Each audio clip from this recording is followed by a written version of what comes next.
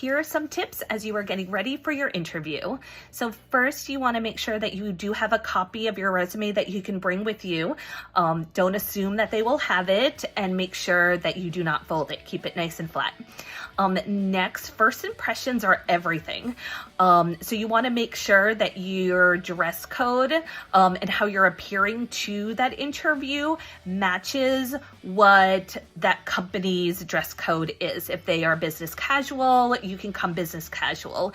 If it's more of a sport environment, then jeans and a nice top is appropriate. I wouldn't go straight sweatpants. But you also don't want to look out of place. You want to look like you belong in that location, store, office, wherever it is that you are applying to. Next, you just want to prep yourself with your skills, your past experiences, anticipate some questions. It is okay that when they ask questions, you can ask them to repeat or rephrase. You can also take a moment to collect your thoughts. The biggest thing is don't ramble, don't talk just to talk, take a moment to collect yourselves. But when you do a little bit of prep work, though you're not going to know the exact questions, you have an ish around what they are looking for. Really think about it as, what is the situation? If they're asking you to explain a situation, always making sure that you share a situation. Don't say, this is how I would handle it. No, like, I had this situation, or this was one of my experiences. Think about it in situation, then move on to the behaviors or skills that you exhibited during that time, and then clear with what the outcome was.